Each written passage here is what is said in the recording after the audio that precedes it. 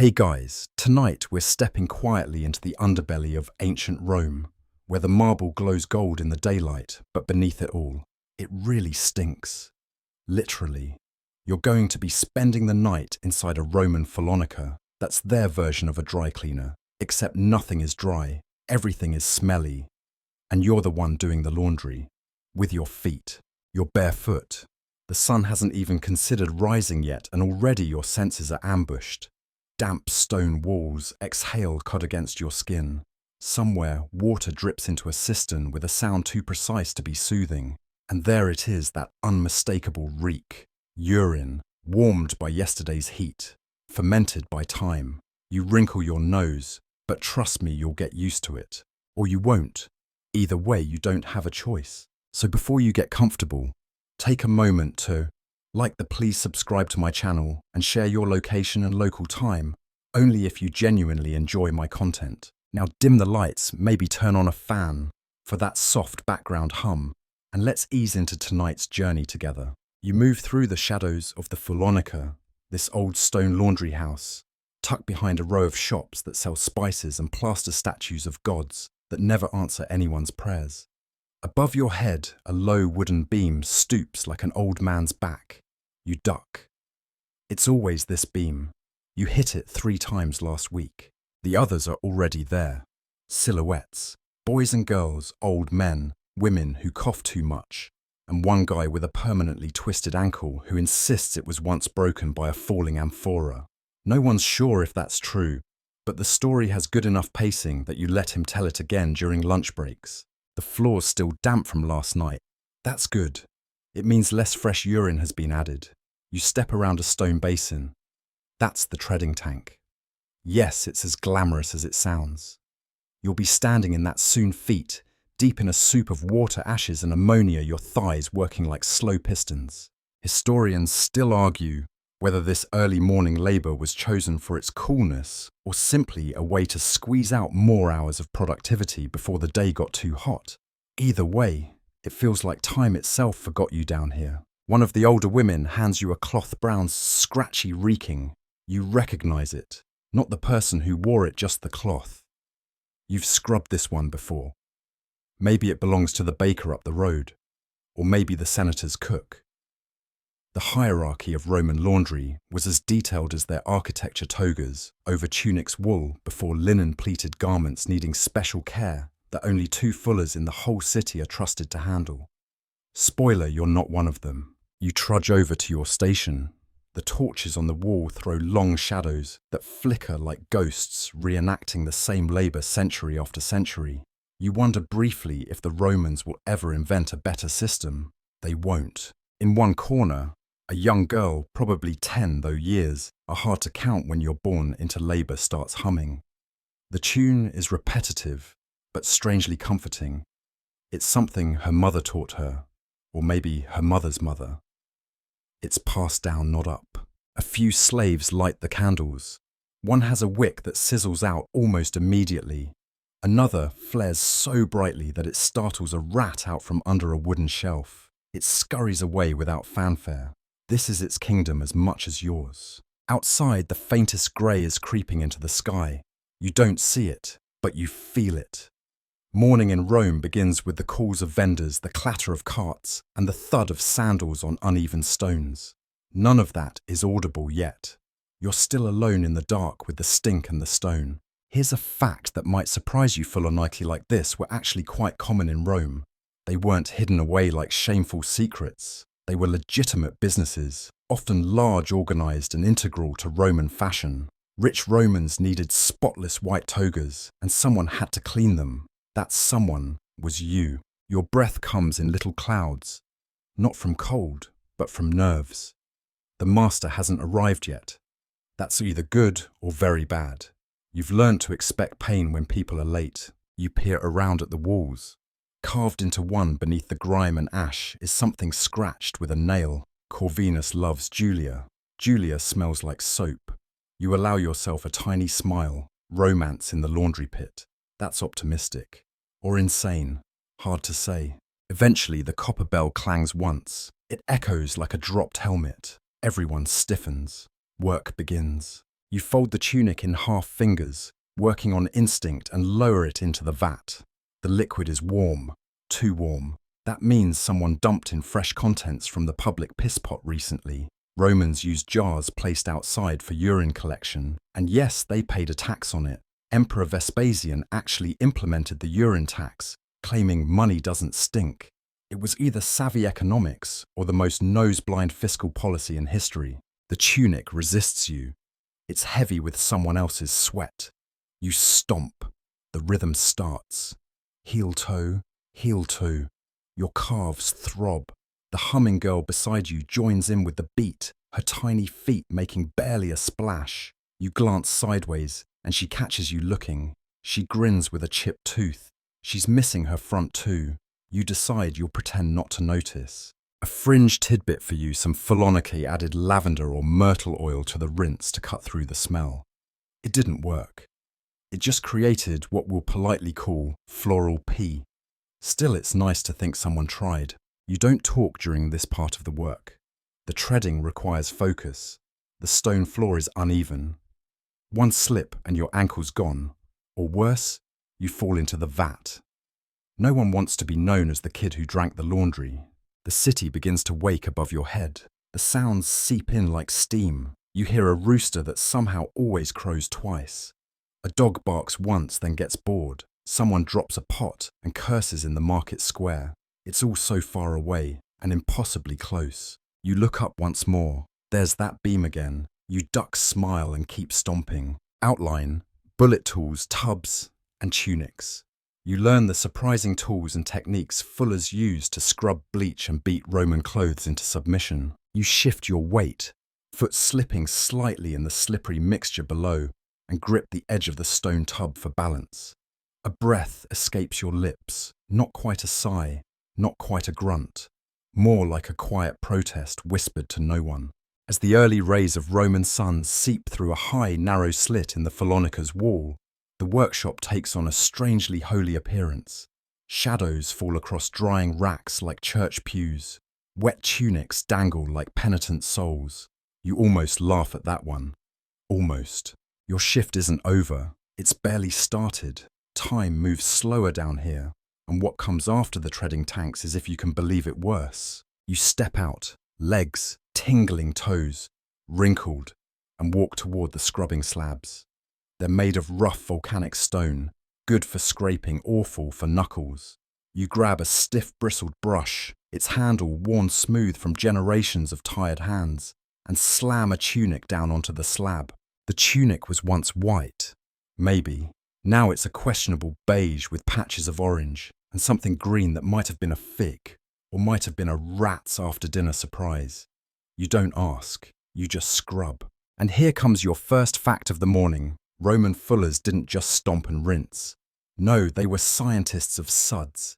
The process was methodical, step by step. Soak, stomp, scrub, bleach, beat dry, and sometimes smoke. Yes, smoke. After scrubbing, the tunic gets laid across a bleaching frame and brushed with fuller's earth, a kind of fine clay that pulls grease and dirt like a snarky aunt pulls family secrets. It dries under the sun. Or if the weather's uncooperative, under heat lamps powered by, well, let's call it recycled cooking oil. You try not to think about it. Historians still argue whether fullers themselves invented this step-by-step method, or if they borrowed it from Egyptian laundry practices, which included river rocks and some claim-crushed acacia pods. Either way, your elbows don't care who to credit. You notice a scratch forming on your right knuckle. It matches the one on your left. Symmetry is underrated. A shout echoes from the other end of the room. Someone's dropped a glass flask of ammonia oil. It's not real ammonia, just perfumed water mixed with ash and a sprig of rosemary. The rosemary does not help. The smell rolls across the room like a fog with opinions. You chuckle. Not out loud, too dangerous, but inside, where you keep your rebellion folded and hidden like an illegal dice set. Next comes the beating station. No, not the kind with discipline, the kind with paddles. Yes, paddles. You haul a tunic, now slightly cleaner, but deeply traumatized, onto a wooden bench. Then, using a flat mallet shaped like a butter paddle, you pound it with the enthusiasm of someone trying to erase history itself. Thwack, thwack, thwack. The rhythm is hypnotic, or maybe that's the lack of sleep talking. Here's your quirky tidbit: elite Roman citizens sometimes embroidered tiny lead weights into the hem of their tunics to help them drape perfectly. These, as you might guess, do not feel nice when your paddle strikes them. One boy, Silvanus, once cracked a fingernail on a senator's hemline and cried silently for half a day. You try not to think of Silvanus. His family was sold away. You're not sure where. Back to the tunic. You lift it again, run your fingers over its damp surface, and wonder if the person wearing it ever imagines this journey. Do they think to thank the kids who scrape it raw? Do they know how often it's touched the same stone slab you're kneeling on now? The room is warmer now. The fire has been stoked. The bleaching pots bubble. One old man named Felix is in charge of those. He smells like charcoal and thyme, and swears that he once bleached Caesar's bedsheets. You don't believe him, but it's a comforting lie.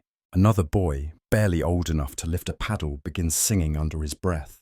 It's a market tune, about figs and olives and a girl with too many suitors.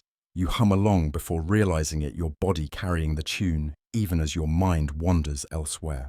Outside, you hear the clatter of a passing cart. Clay pots. You know the sound by now. Each trade has its own music, leather, linen, wine, and yours is slap, stomp, splash and sigh. Let's return to the tools.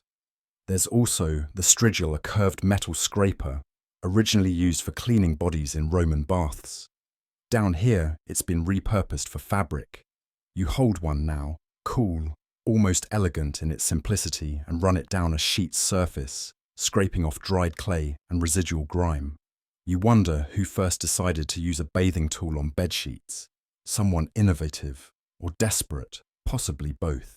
The master walks past silent and tall. He wears shoes, expensive ones, and steps over puddles like they're beneath him, which they are. He doesn't speak, just observes, then nods once and walks on. You exhale. That nod means you're doing fine, or at least not bad enough to be noticed. There's a strange camaraderie here. No one speaks of it, but it's there in the way people share a rag past water jugs or lift the edge of a drying sheet for a shorter kid to reach the line. You're not friends, but you're fellow ghosts, bound by work, woven into the same cloth. Now remember the candles. You light one for the next phase, inspecting finished garments for holes, missed stains, and sometimes blood. Not yours necessarily, but Fulonese did a side business in funeral cloths, and those sometimes arrived with stories you didn't ask to hear. Your candle flickers, the wax drips, and the tunic in your hand finally smells. Not pleasant exactly, but neutral. A victory. You roll it carefully and place it on the done pile. One down, dozens to go. But you keep moving because that's what you do. That's what all of you do, day after day, thread by thread. Outline bullet, why urine was gold. You explore the pungent, profitable role of human urine in laundry and why the Roman government taxed it. You're not sure what hits your nose. First, the dampness of old cloth, the sour steam rising from the pots, or that unmistakable top note of warm, week-old pee. Probably the last one.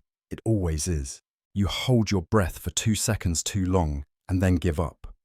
You've worked here long enough to know it doesn't matter. The smell is inside your skin now, in your nails, probably even in your dreams. You take the bucket from the corner, its contents sloshing with an alarming lack of subtlety. It's light yellow and frothy. Yep, it's fresh. Better that than stale, ironically. The acidity breaks down stains more efficiently, at least according to Felix, who calls himself a pee whisperer when no one important is around. Welcome to one of the Roman Empire's more fragrant economic engines, urine. It turns out human pee is packed with ammonia, which makes it excellent for loosening grease and oil, exactly the stuff that builds up in toga folds and tunics after a week of feast sun and ceremonial walking around doing nothing. You dump the bucket into the vat, where it joins a pungent stew of cloth ash and other bodily mysteries. Then you grab a pole and begin to stir, slowly, rhythmically, like soup, just not the kind you serve guests. Here's your mainstream fact. Emperor Vespasian, That famously frugal ruler of the 1st century CE literally taxed the collection and resale of urine. The tax was called the vectigal urinae, and it applied to public urinals called Fuloniki jars, where passers-by could relieve themselves into vessels that would later be collected by laundry workers. Yep, you're scrubbing aristocratic togas with recycled pee from street corner jars. There's a joke in there about social class, and you're not even mad about it. But here's the quirky twist. People actually competed for the best urine. Smell wasn't the only factor. Strength, clarity, and even the donator's diet could change the chemical makeup. You once overheard an argument between two supervisors over whether cabbage eaters ruined the blend. You didn't chime in. You were too busy trying not to faint. Historians still argue whether this tax on urine was a practical financial move or a calculated slap at the aristocracy. Some believe Vespasian wanted to embarrass Rome's upper crust by forcing them to pay for a product that came from the city's poor. Either way, it worked. Pee paid for palaces. The pole clunks against something solid in the vat. You lean in, frown, then fish it out. A sandal, leather, probably dropped by the new boy. You'll tell him later, or not. Depends on your mood. You reach for the cloth bundle floating nearby, tug it free and wring it out with practiced force. The warm liquid runs down your arms. You blink twice and keep going. The body adjusts. Nearby, Lucia is laughing softly. She's balancing on the edge of a stool, trying to hang linens without touching the ground. We should bottle this stuff and sell it to the Greeks, she says without looking down. Call it odophorum. You snort, then regret opening your mouth. There's something oddly alchemical about this whole process. Pee becomes cleaner. Dirty becomes bright. You feel like a wizard with very unfortunate robes. Oh, and speaking of robes, you remember the senator's garment from last week. Dark purple trim, real Tyrian dye, costs more than your life's worth. He wanted it freshened for a banquet. You had to pre-soak it, stir it in a diluted bath, no brush, no beating, and dry it upside down so the purple wouldn't run. Then you perfumed it, lightly, rosewater and fig. He'd never know what had touched his hemline, but you would. You always do. Now back to this morning's pile. The next tunic has lacework at the cuffs. That's trouble. Lace catches everything, grease ash, tiny insects. It's delicate like political alliances. One wrong move and it unravels in your hand. You take your time, dabbing it with a vinegar solution. The vinegar is homemade, sharp and bitter, made from spoiled wine that never left the cellar. You've used it on everything tunic's wool, even your own hands when a rash flares up. It stings, but it works. Your candle flickers again low and steady, not the alarm kind, just regular wax. The air in the Fullonica is damp dense, but your body moves without needing commands now. Your hands know what to do. Twist, plunge, wring, lift. Another quirky fact. Urine was so essential that people began collecting it from bathhouses, gladiator barracks, and even temples. Some slaves were assigned solely to pee duty, hauling full jars across town in wooden carts with tiny holes that leaked if you weren't careful. The smell followed them like gossip. You once saw a little girl wave at one. He didn't wave back. A splash hits your leg. You don't flinch. What's the point? There's something rhythmic about it now, comforting in a weird way. You stir, rinse, slap, hang. Stir, rinse, slap, hang. The tunics sway in the low heat. The pots bubble. The steam curls through the rafters like incense in a forgotten church. You think again about Vespasian, about how he told his son, Titus Pecunia, non olet, money does not stink. Maybe it doesn't. But this Fullonica absolutely reeks. Of labour, of dignity underfoot, of quiet rebellion stitched into every hemline. And still you smile. Just a little. Because when you're done tonight, when the last tunic is hung and the last pot cooled, you'll sit outside under the moon with Lucia and the others. You'll eat olives, maybe bread, and someone will tell a story that makes you laugh until your ribs hurt. And the city, it'll wake up tomorrow, wearing clothes cleaned with your pain. But for now you stir. Reading with bare feet, you feel the squish of fabric beneath your toes. as you join the ancient practice of foot-stomping laundry in large basins. You grip the wooden beam for balance, shift your weight forward and slowly lower one foot into the vat. Warm, slippery, slightly squelchy. Your toes sink into soaked fabric and already your instincts scream, this is not a normal floor. No, it's laundry day, and you're standing in the middle of it. The tunics and linens swirl loosely around your ankles, saturated with that familiar Roman brew of water, urine full as earth, and possibly shame. You brace yourself. The second foot goes in. And then just like that, you're in it. Literally. Welcome to the ancient art of fulling by foot. You start to tread in place slowly at first, finding your rhythm. Heel down, toe roll twist. It's like dancing with a wet sponge, and not one you'd ever invite to a banquet.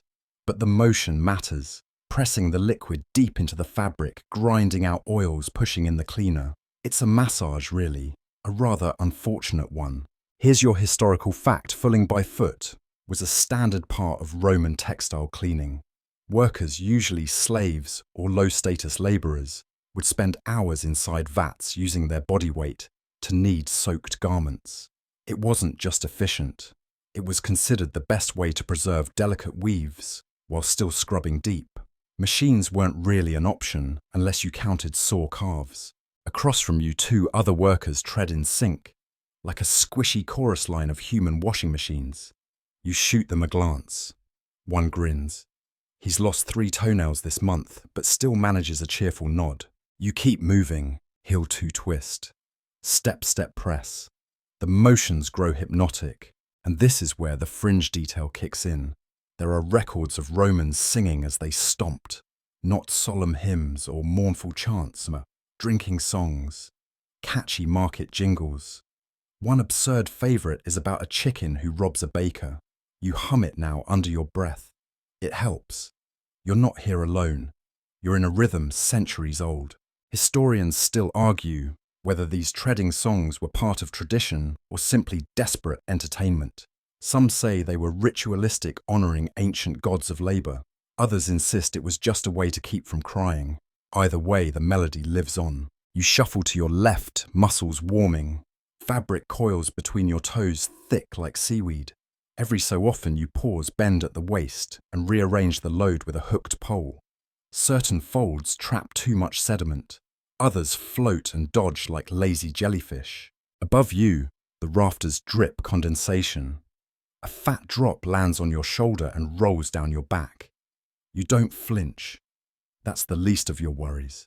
To your right, Lucia is laughing again this time. Not at you, but at herself. She stuck a wreath of rosemary on her head like a crown. For the stink, she whispers dramatically. You think she's only half joking. You glance at the candles on the beam. Not the alarm kind today. It's freeform, unscheduled squish when you can sort of work.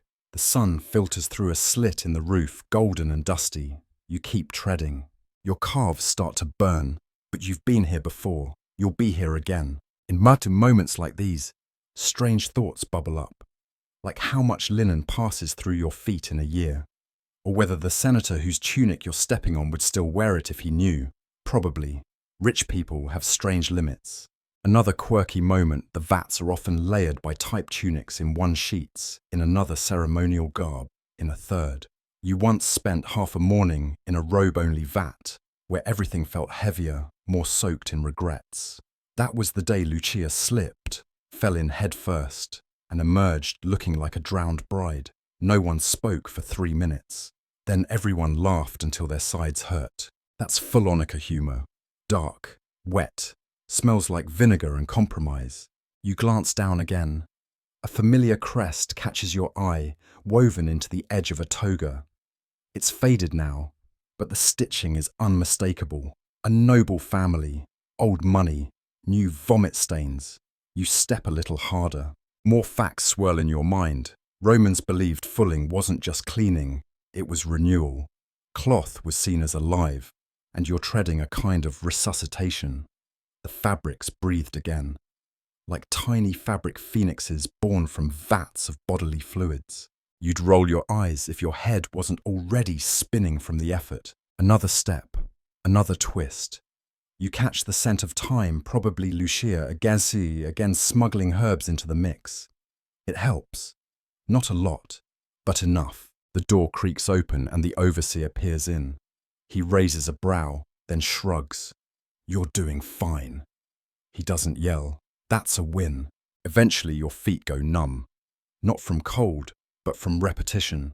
The fabric softens, releases.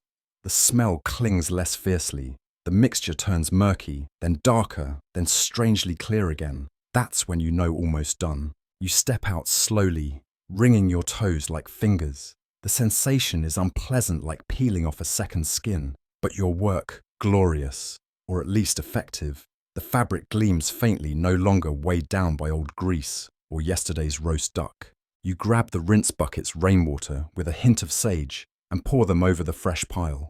Clean, cleaner, cleanest. Then you help lift it out, drape it on the lines. The breeze, weak but real, catches the edges. They flutter ghostly proud. Your feet squish in your sandals. Your calves ache. But the job, it's done.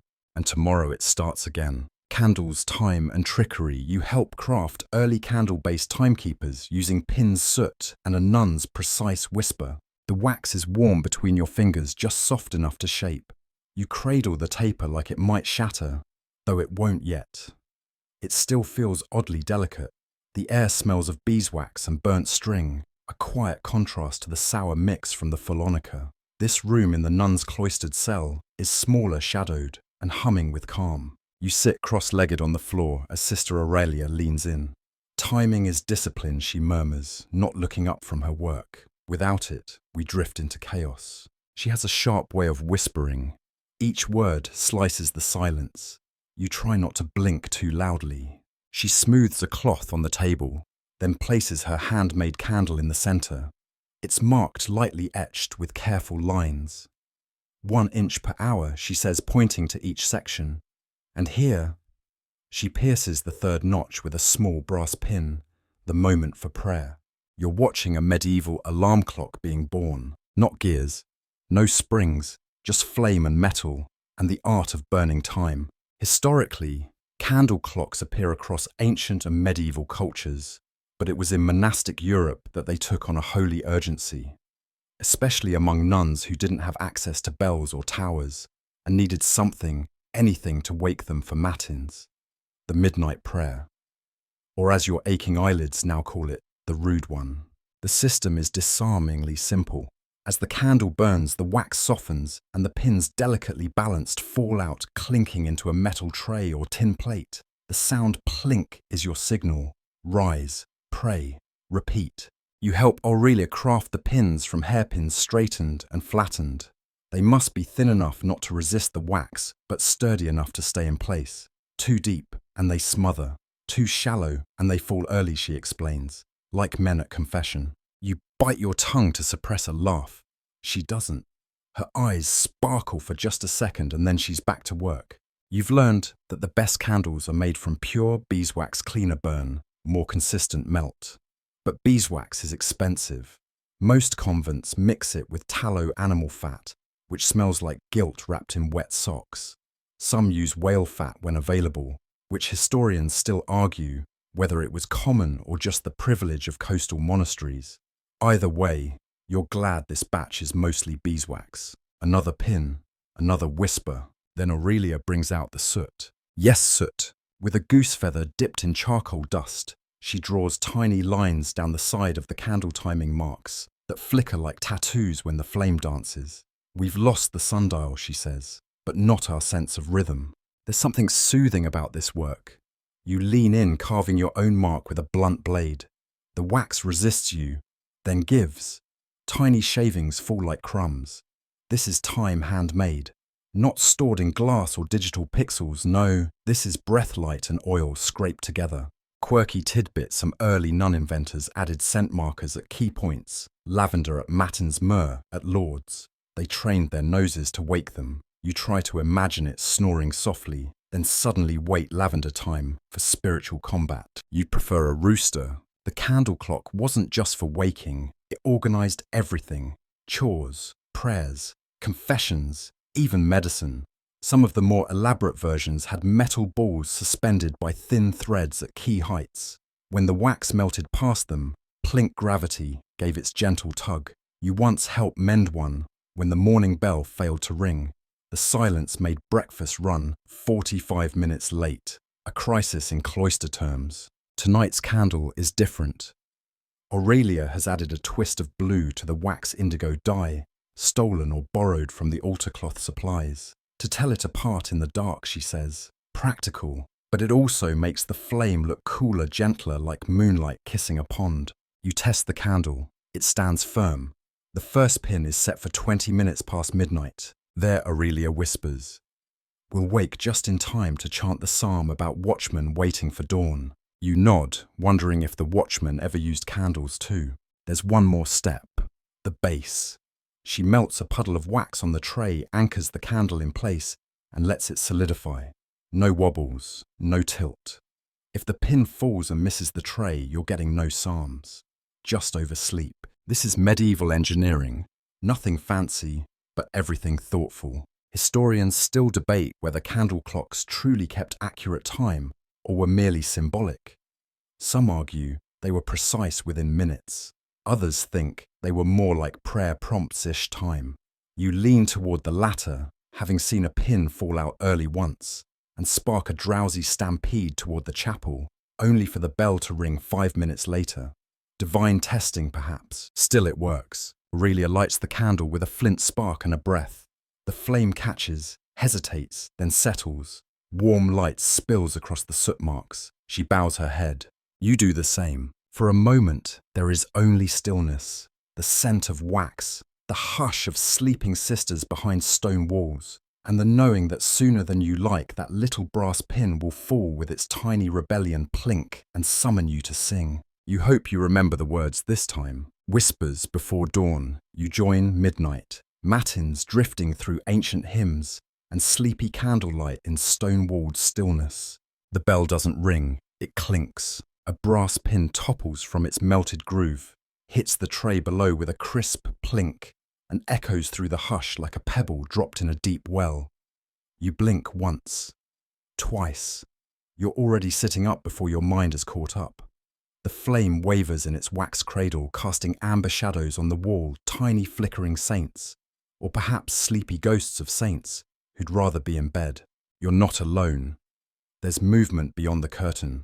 Shuffling feet, a yawn stifled under a woolen habit, a cough, the scrape of a stool. One by one the nuns gather like mist, quiet, shapeless, robed in dark cloth and dim intent. You follow. The chapel greets you with chilled stone and candle halos. A line of flames waits patiently on the altar, all flickering slightly out of sync, like they're humming their own internal hymns. The air smells of beeswax breath and cold. You kneel. It's matins, the first of the 8 canonical hours, the one that slices through sleep like a well-aimed coin. You're not supposed to question it, but your body certainly does. Your knees crack. Your spine forgets what posture is. But still, you bow your head with the others, blending into the rhythm of the hour. The chant begins. It starts low, almost like throat clearing. Then a murmur.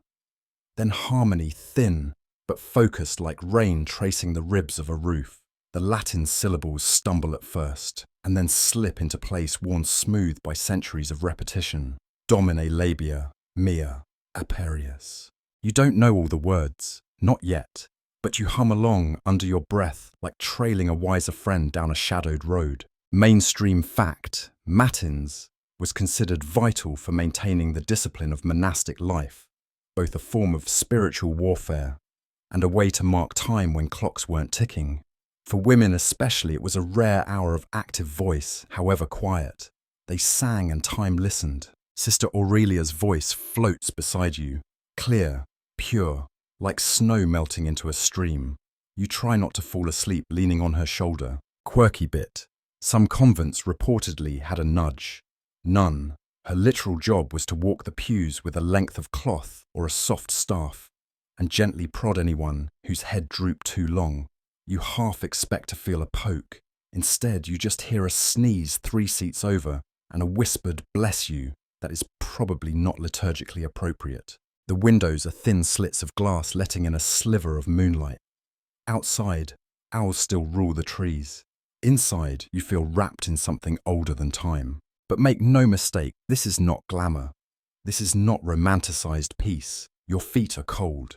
Your stomach is already wondering what happened to breakfast. The stone beneath your knees is unkind. And yet there's something about this midnight gathering that clutches you gently by the heart. Historians still argue whether this strict devotion brought empowerment or simply deeper fatigue. Some see these nuns as prisoners of piety. Others view them as quiet revolutionaries, carving out space rhythm and authority in a world that mostly ignored women's voices. You suspect the truth smells like wax and sounds like whispering in the dark. The chant continues. You recognize Psalm 130, De profundis clamavi, ad te, Domine, out of the depths. I cry to you, O Lord. That one always hits different at 2 a.m. Your voice joins the others. Soft, small. But there, time doesn't pass so much as seep. You begin to sway. It's not sleep exactly, more like you're being gently rocked by centuries of repetition. The verses fold over each other like waves. Your hands are folded, but your thoughts drift to laundry vats, to wax puddles to the face of a boy, once glimpsed through a convent gate, who probably looked less divine in daylight. You shake your head, focus. Sister Claire, the oldest nun, sings with a warbly croak that somehow binds the whole thing together. It's like glue made from memory. Her voice dips and catches, and every time you think it's broken, it finds a new note. You glance sideways and see her nodding slightly with each beat, like she's keeping time, not for herself, but for you. And then just as your body prepares to surrender, there's a pause, a hush, not silence exactly, but the moment after the final syllable hangs in the air before vanishing. It's thick with breath, with memory, with invisible wings. You feel it land. The candle on the altar hiccups, a flicker, then settles. A bell rings not from a pin, but a handheld chime at the far end of the aisle. One note, a declaration. Matins is complete. The sisters stand. You follow slower like your bones are underwater. Back through the corridor, cold floor, fingers brushing the stone. Sister Aurelia offers you a small square of rough bread, just a bite, as if to anchor you before sleep. To dream in psalm, she says with a smirk. You nod, chew, swallow. The candle's still burning in the workroom. Its pin gone, wax sloping gently. You slip beneath your blanket. A breath, two. A fragment of Latin still hums in your throat, and somewhere outside dawn is stretching behind the hills. Boiling piss and beating linen, you join the fulling crew in the courtyard where morning begins with urine buckets and rhythmic stomping on soggy tunics. The sun hasn't quite claimed the sky, but the world is already steaming. You shuffle through the narrow cloister gate, eyes barely open, and you're instantly smacked in the face by a smell so bold it could probably vote. Welcome to the fulling yard. You're surrounded by barrels. Not quaint wine barrels, no. These are squat wooden tubs brimming with old linen grey foam and the pale, unmistakable glow of diluted human urine. If you've ever dreamed of a warm spa footbath for your enemies, this is it. You lower your bundle of laundry, mostly cassocks and altar cloth stiff from candle soot, and join the line. Today's job, the soak and stomp. Mainstream fact incoming Roman laundries used a chemical process centuries ahead of their time. Ammonia from aged urine acted as a natural detergent and whitening agent. The nuns inherited the method passed down by monastic scribes, who were essentially medieval chemists with better calligraphy. You try not to think about that too much as your bare feet step into the tub. It's lukewarm, which is worse than hot or cold. Your toes wiggle against soaked linen. Someone on your left lets out a soft groan. The stomp begins. Heel ball twist. Heel ball twist. You dance in place like a very tired grape crusher. The rhythm becomes hypnotic, the sound of multiple women squelching in urine-tinged cloth, echoing off stone walls, like an odd percussion ensemble. A percussion ensemble nobody wants tickets for. Fringe. Tidbit. In some convents, especially in southern Italy, nuns developed little rhyming songs to match the steps. Sort of like Ring Around the Rosie, but with more references to soapwort and divine patience. Today, one of the older sisters starts humming a beat. Others pick it up. Soon you're stomping in time with a low chant about St. Clair's miracle towels. It's oddly catchy. The courtyard smells like boiled vinegar left too long in a sunlit shed. A breeze picks up, and you instinctively duck like it's going to physically slap you. Instead, it just wafts the scent eastward, nearby villagers.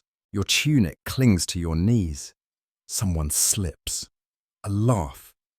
Even here, with your soles puckered and your nose in protest, there's a strange joy. The group moves together in sync, bonded by work and a shared tolerance for the profoundly gross. You think of the clean robes waiting at the end of this process, fresh, fragrant eventually, and free of soot and sin. This is the unsung work of sanctity. God may bless the preacher, but he probably keeps a special candle lit for the laundress. Historians still argue whether nuns were forced into these roles out of punishment or practicality. Some believe laundry was the lowest rung assigned to the least favoured sisters. Others suggest it was a rotated honour, because every habit, even the abbesses, must be scrubbed somewhere. You decide to believe the latter. It makes the smell feel nobler. You hear a squawk, Brother Remigius, the ancient rooster who patrols the wall like a retired gladiator has taken issue with a fluttering rag and is now duelling it. You and Sister Aurelia both pause to watch. He loses. Dignity remains intact. Time passes not in hours but in loads. First rinse, second stomp, cold water flush with stream runoff that makes your ankles sing. Then the beating. You kneel by the flat stones, linen in hand. Twist, lift, whap. The cloth slaps the rock like it owes you money. You do it again and again. Everyone lines up and whacks their fabric in steady rhythm like warriors training for battle against grime. You'd think this is mindless work, but your brain wanders in useful ways, planning meals, remembering verses, wondering whether God can smell laundry. You even try to guess what each sister's unique stomp pattern sounds like. Sister Berta is definitely a thumper. Aurelia, a glider. You, somewhere between a frog and a drummer boy. There's laughter when someone discovers a forgotten pair of socks in a cassock sleeve. You pretend it isn't yours. Sister Claire just smiles and flicks water at you. The sun has risen now, curling golden light along the tops of the walls. Pigeons coo from the eaves. One of them, clearly unbothered by the fumes, poops directly into a bucket. The reaction is less you and more, of course it did. Eventually the barrels are empty, the rags limp and clean. You rinse your feet and watch the foam drain into the gutter. A tiny river of slightly less holy water trickling back toward the fields. You carry the cloths to the drying lines, pinning them with wooden clips that feel older than most abbots. The wind picks up again, this time less cruel, and the linen flutters like ghost flags of cleanliness hard won. Aurelia joins you holding up a tunic with a newly patched elbow. Might not be the cleanest, she says, but it's a bit more forgiven. You nod, stretching your arms, sore but proud. This is what sanctity smells like vinegar and wind and honest labour, sunlight, stretching, and sacred drying racks. You help hang the freshly washed linen along the abbey's garden, joining the quiet ritual of fabric breeze and whispered prayers. You step carefully between the flat stones lining the herb path, arms draped with dripping linen toes, still puckered from the rinse tubs. The laundry is lighter now, less soaked, less pungent, but the weight of the morning's work sits squarely in your shoulders. You feel it like a gentle ache, or maybe it's pride wearing a very damp robe. The garden is quiet, not silent, but wrapped in that kind of hush that only old walls and bees can conjure. Sunlight filters down through fig leaves, dabbing golden puddles along the grass, while the distant cluck of chickens reminds you that someone somewhere is dealing with feathers and attitude. You approach the wooden drying frames, simple crossbeams strung with rope, stretched like forgotten looms across the orchard edge. Each post is worn smooth by decades of weather and hands and seasons. One of the posts leans slightly, as if it too has spent the morning scrubbing cassocks. You begin pinning linen, clip, flick, flutter. The breeze pulls at the damp cloth like an eager child. and you press it down gently, smoothing corners, like folding paper prayers. The fabric shimmers in the sun. You wonder, not for the first time, if holiness has a texture, and maybe it feels like cotton stretched in open air. Mainstream fact here: monasteries and convents across medieval Europe often designated open courtyards or drying gardens just for laundry. These weren't hidden away, they were intentional, even sacred spaces. Clean cloth meant readiness for liturgy, for hospitality, for God. The act of hanging became part of the day's devotion. Sister Honoria joins you holding a tangled bundle of altar lace, like it just lost a fight with a knot demon. She sighs, begins separating it strand by strand, her lips moving in a whispered psalm as she works. You don't interrupt. This is a quiet ritual after all, stretching the cloth, untangling the world. A bee buzzes near your ear. You duck, flinch, and then casually pretend it didn't happen. Sister Honoria smirks but says nothing. Another fringe tidbit. Some convents, especially in the Alps, believed bees were sacred messengers and would even tell the hives if a nun passed away. Laundry days often coincided with these small ceremonies, and some drying racks doubled as makeshift altars for bee blessing rituals. Imagine being both laundress and apiarist. That's resume material. As you move down the row, you notice the sun catching droplets on one sleeve. Each bead, a prism. Each prism, a tiny stained glass window without the church. The wind lifts the linen gently now, like breath, like the world itself is airing out its soul. Historians still argue whether nuns were strictly segregated from the public in their work, or whether lay visitors often caught glimpses of these daily rituals. Some accounts hint at guests observing from windows or even bringing laundry of their own for the sisters to tend. You're not sure what's more intimate: confession or handing someone your undergarments to be scrubbed by moonlight. You reach the final row. Your cloths hang proud, now soft banners of simplicity rippling in the breeze, like an army of freshly bathed saints. You step back and admire them. It's strange how satisfying this moment is. Not grand, not world-changing, but still worthy.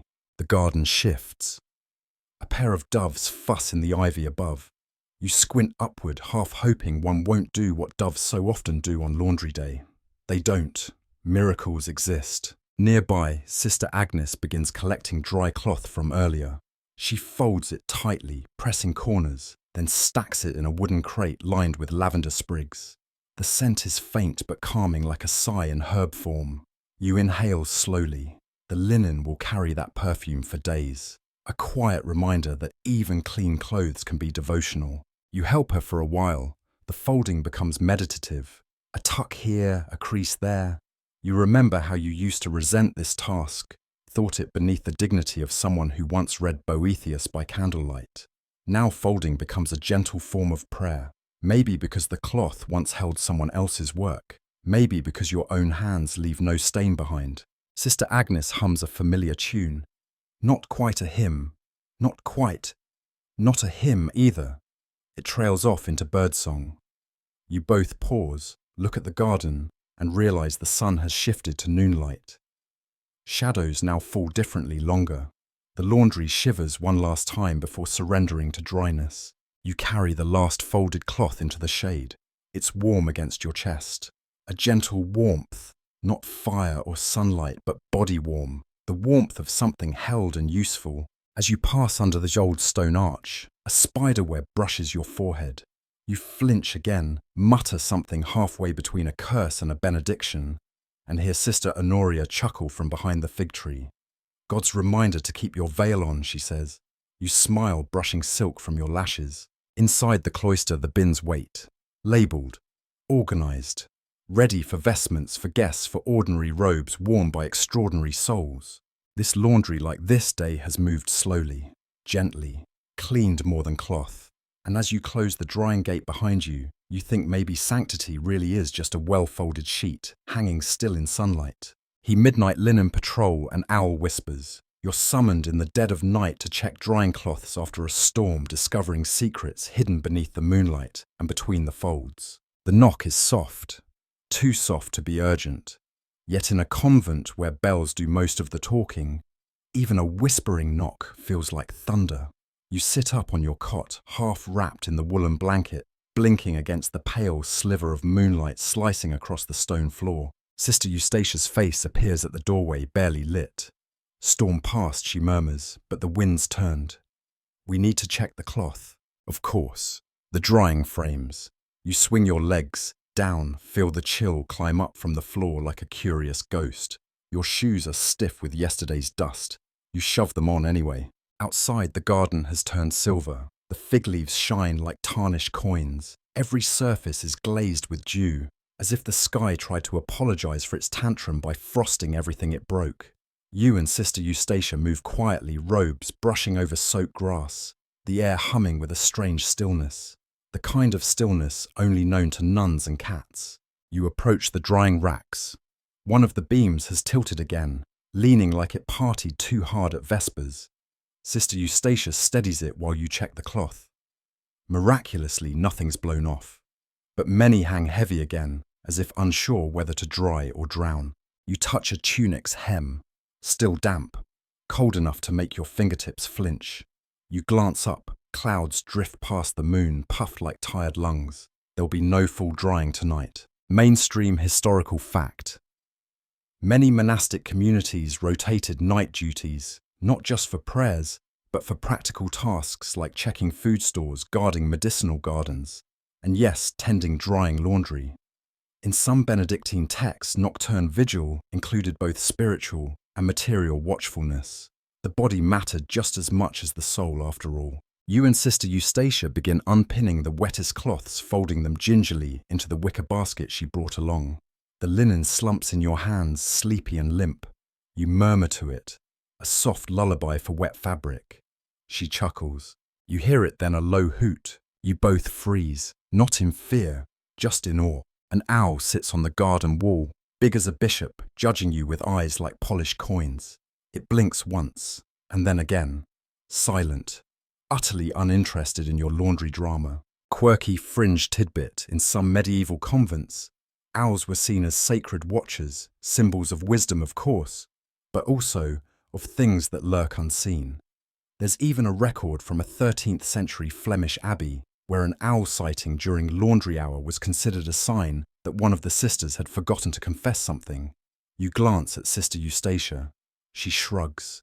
The owl blinks again, fluffs its feathers, and flutters away with the sound of parchment being crumpled. You both watch it go, heads tilted like curious gargoyles. Do you think it was watching us, you whisper, or the cloth? Maybe both, she says. Maybe neither. Maybe it just wanted the mouse by the herb beds.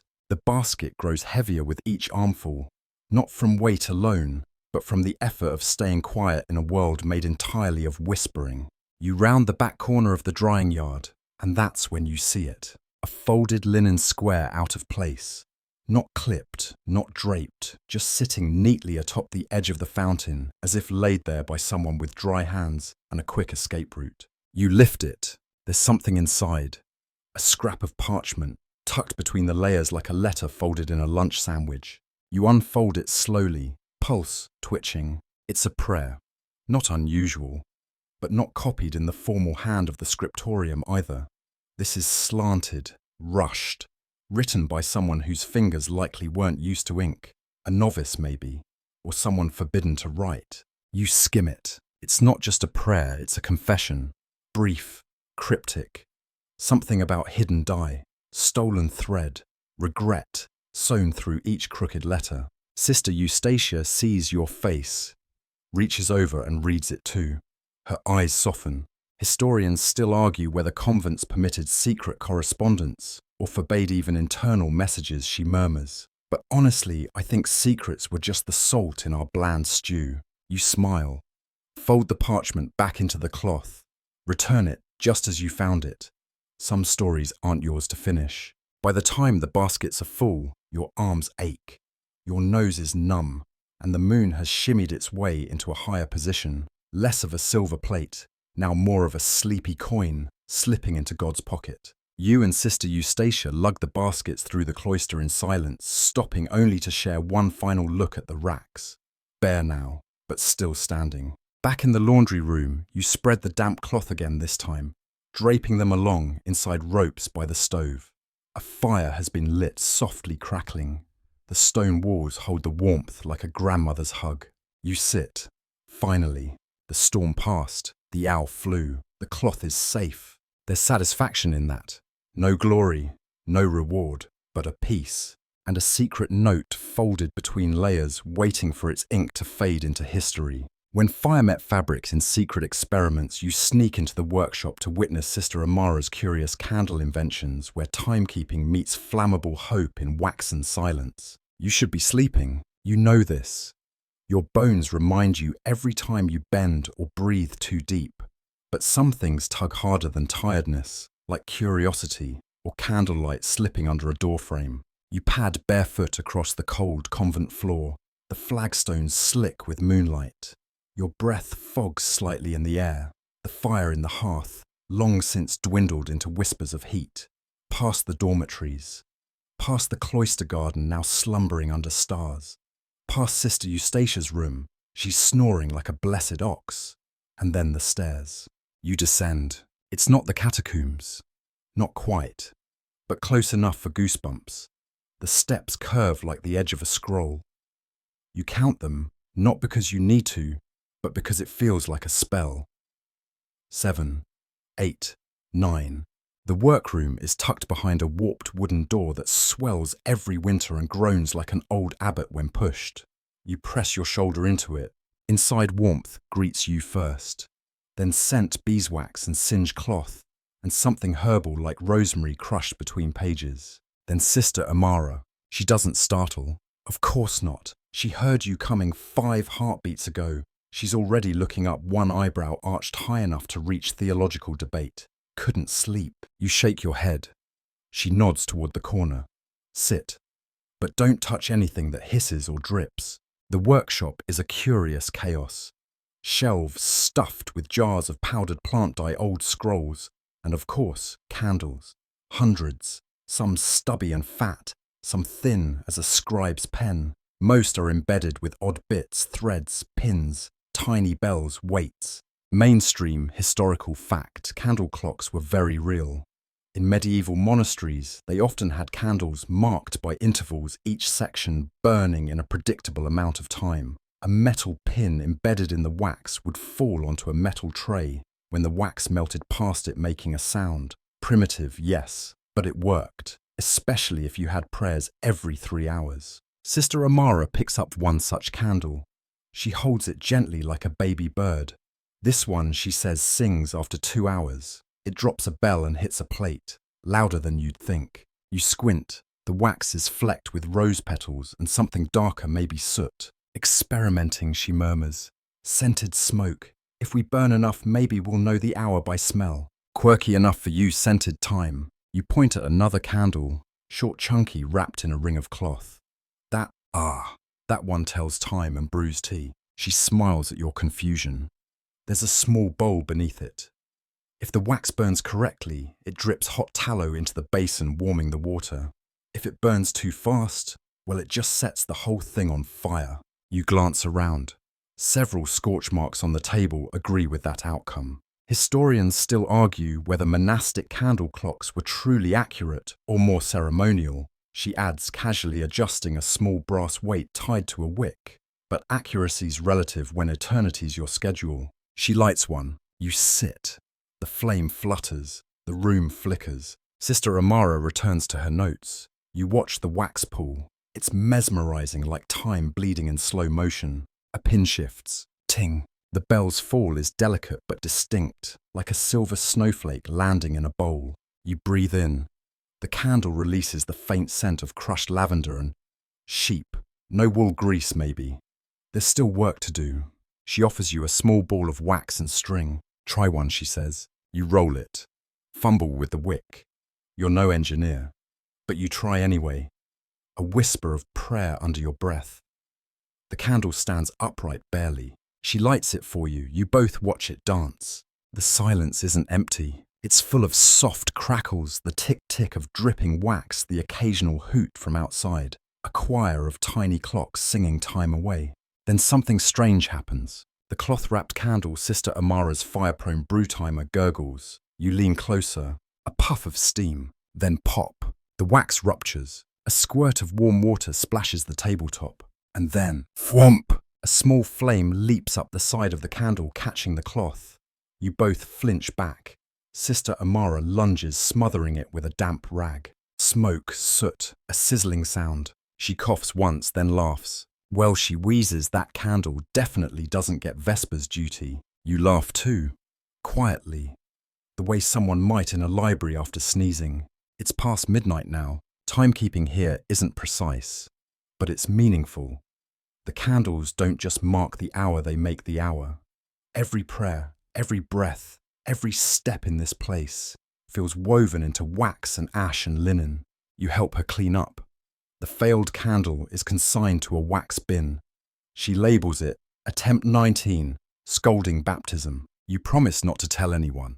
She winks. As you head back up the stairs, the candle you made flickers in your hand.